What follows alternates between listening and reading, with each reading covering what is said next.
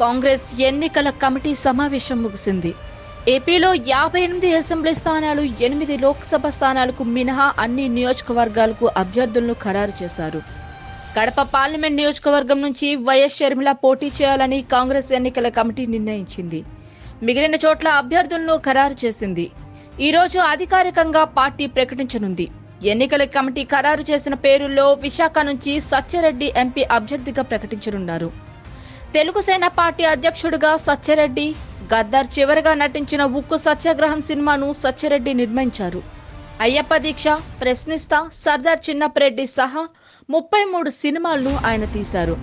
Vizag steel plant ప్రైవేటీకరణకు వ్యతిరేకంగా steel plant కి భూములు ఇచ్చిన నిర్వసితులను న్యాయం చేయాలంటూ ఢిల్లీలోని జంతర్ మంతర్ వద్ద తెలుగుసేన పార్టీ ధర్నా చేపట్టింది. అంతేకాకుండా ఏపీకి ప్రత్యేక హోదా ఇవ్వాలని కూడా తెలుగుసేన పార్టీ డిమాండ్ చేస్తుంది. ఈ ధర్నాలో తెలుగుసేన పార్టీ నేతలు మాత్రమే కాకుండా స్టీల్ ప్లాంట్ నిర్వసితులు, కుటుంబ సభ్యులు కూడా పాల్గొన్నారు. తెలుగుసేన పార్టీ అధ్యక్షులు సత్యరెడ్డి మాట్లాడుతూ గద్దర్ ఆకాంక్షలు అనుగుణంగా తెలుగుసేన పార్టీ ఉద్భవించిందన్నారు.